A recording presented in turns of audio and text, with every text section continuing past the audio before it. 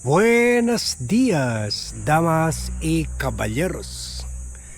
Many times since lumabas yung 6.7 billion bank transactions covering 630 transactions nila Sara Duterte at Mans Carpio.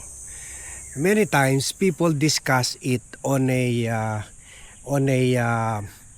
business manner or mathematical manner. Kumbaga, okay, meron sila pumasok na pera, ganito, ganito. Pero what is left largely not discussed or tackled is the fact na itong mga pera na ito, most of this, syempre kasama na dyan yung nakaw na yaman. Pero most of this, in fact, nagsimula ito when she was vice mayor pa lang at sa Davao, and then naging mayor siya. Most of this money came from drugs sa grupo nila Michael Yang at Sammy Uy, Sammy Uy and the others, Peter Lim and many others. So drug money talaga ito. Kumaga, this is really blood money, blood money. Kaya dapat yung discussion sa issue ng 6.7 billion bank transaction should really be tied up to the drug problem. So kumbaga, that's why we're calling it blood money. Kumbaga, what we should be thinking about when we discuss yung 6.7 billion bank transaction is at what cost nakuha nila itong pera. At what cost? Siyempre alam na natin na kasama na dyan yung pagnanakaw, cost to the taxpayers, burden to the taxpayers, plunder of our taxes. Pero ang sa akin, mas grabe yung issue ng droga. Dahil ibig sabihin nito, para makabuo sila ng 6.7 billion, hindi nag-start ito, meron lang si dividendo, parang dividendo pero parang payout. Meron lang parte si Duterte, si Sara, si Pulong, si Baste, si Kitty, si Mrs. Zimmerman, si Hanilet. Lahat sila may parte sa kita ng droga ng sindikato nila mula pa Davao. So pero later on mas lumaki yung parte nila Sara, kasi nung naging presidente si Duterte, ginawa nila imbes sa mga dagat pinapasok sa dagat pa rin, pero nung una sa mga liblib na mga mga probinsya o munisipalidad, sa mga coastal area pinapapasok yung droga. Pero nung naging presidente si Duterte at kontrolado niya yung Bureau of Customs, parang ginawa na nilang imbes sa backdoor lang, let's say sa southern backdoor, sa Mindanao, sa Sulu pinapasok yung droga, imbes sa likuran ng bahay kung bahay ang Pilipinas, imbes sa likuran ng bahay, sa harap ng bahay na, sa front door na, which is the Bureau of Customs na kontrolado nila. Di ba sabi ni Taguba, yung whistleblower na broker na yung pa ang ikinulong nila, sabi niya parang almost daily may pinapapasok ng mga container vans. In fact, isa lang nga nahuli, yung meron laman na magnetic lifter, 6.6 billion, more than 6 billion na ang halaga. Yun, isa pa lang yun. Ilan ganong klaseng container vans ang pinapapasok nila sa bansa.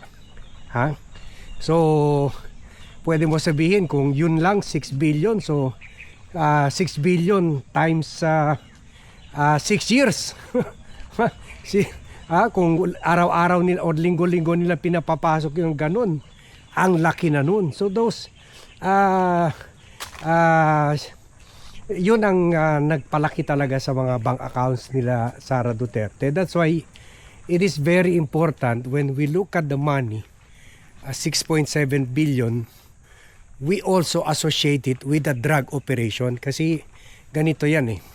Ang tanong, ilan milyon Pilipino, o sabi natin hundreds of thousands ang namatay, na rape, na nakawan as a result of the Dutertes converting the Philippines into a narco state.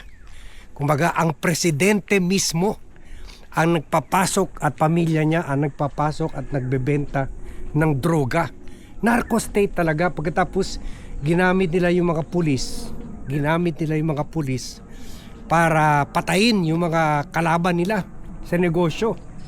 Karamihan yung mga drug lords, ginawa na nila mga bata nila yung, o sige, binigyan na yung area nila, yung mga major sila Arnie Teves na lumabas rin sa lista ng mga drug lords.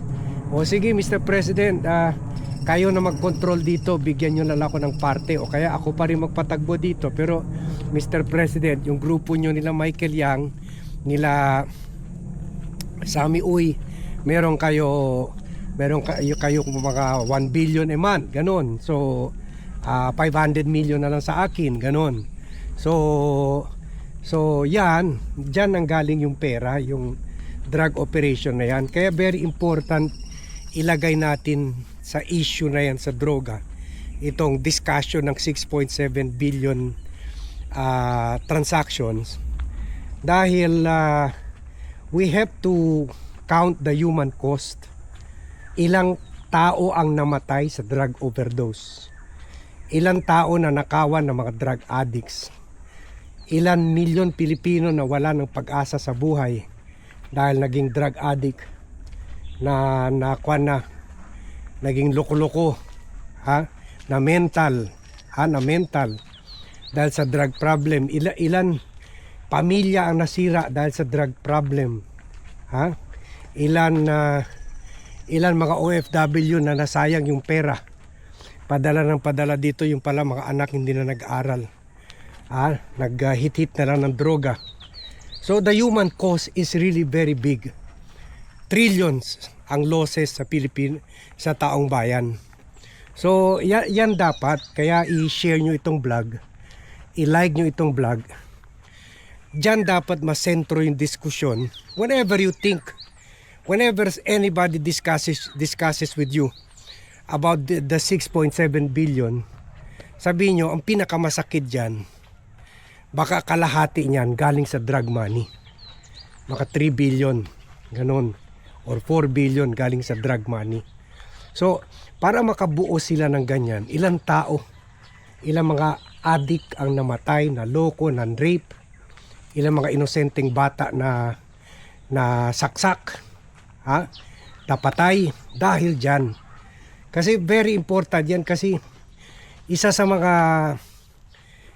mga propaganda messaging ng mga Dutertes ay sila lang ang naka-address ng problema ng droga.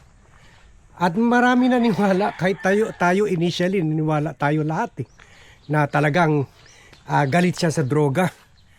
Yung pala galit siya sa kalaban ng mga sindikato, kasi gusto nila mamonopolize, sila lang ang kaisa-isang grupo nagpapasok ng droga, nagbebenta ng droga sa Pilipinas. Pinapatay nila yung mga runner at mga drug lords na kalaban nila.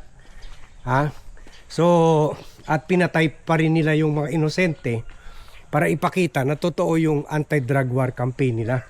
So, wag lang tayo mag-limit yung 30,000 na pinatay na mga hitman nila, na mga pulis, na ginawa na nilang malaking sindikato, malaking assassin force, ang PNP.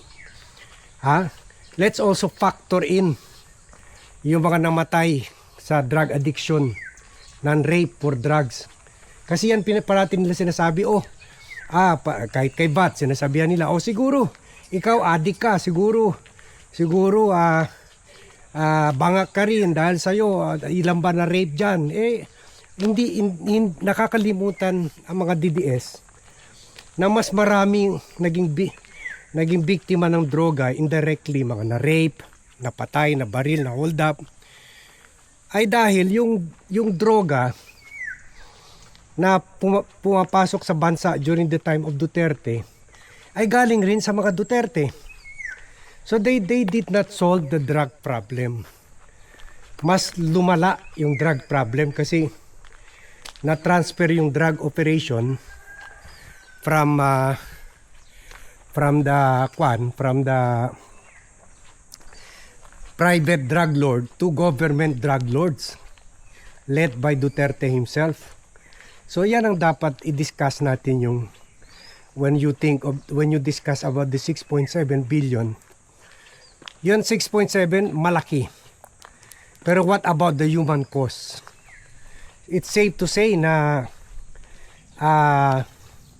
because of their drug operation na 30,000 pinatay nila, siguro mga 100,000 o 200,000 ang namatay sa drug overdose, na rape, na nabugbog ng mga adik, na nakawan ng mga adik, nasira ang pamilya dahil sa addiction ng anak o ng asawa.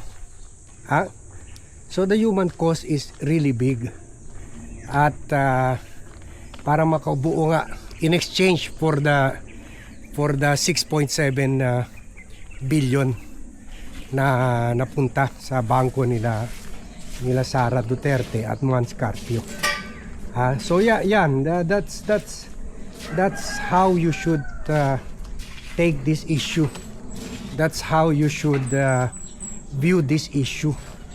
Na talaga itong hindi lang illegal yung pagbuo nitong itong 6.7 billion on a 88.5 SALN. Hindi lang ito issue yung non-declaration, hindi paggawa ng full disclosure. Issue rin ito ng drug money. Kumaga as we discussed earlier, tama yun si Congresswoman Jinky Luistro for asking for requesting a deeper look sa PNP, sa NBI into the drug links between the Dutertes kasi and the drug lords, kasi dito nanggaling yung pera. Crime, malaking crime yun na pera natin ang ninakawan nila, pero malaki rin yung crime yung para makabuo sila ng bilyon-bilyon, kailangan mamamatay mga 100,000-200,000 na mga inosente, mga na-rape, na bubog, na patay, na baril, na hold up, nasira ang pamilya. Hundreds of thousands yan na Pilipino. Kailangan we have to view this issue from that angle, kasi dito natin isa kasi sa biggest lie ng mga Duterte, isa kasi sa mga biggest propaganda, pambubudol nila sa atin ay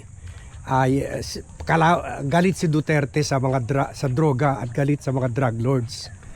Pero once you inject the thought that hindi sila galit sa drug lord, kumikita sila sa drug lord, kaya meron si Sara 6.7 billion transactions, mostly galing sa drug lords.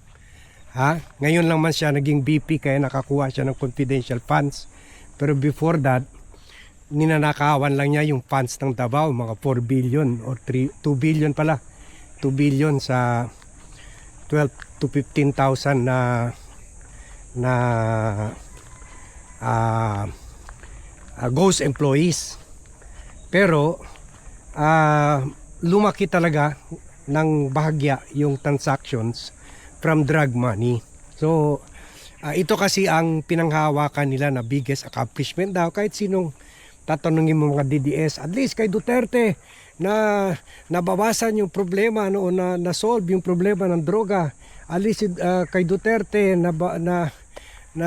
bawasan yung insidente ng kriminalidad. Yung pala hindi na nila binablatter yung mga crime crime crime incidents para ipakita mababa ang criminal rate, crime rate sa bansa. So yan, pero it's the opposite pala.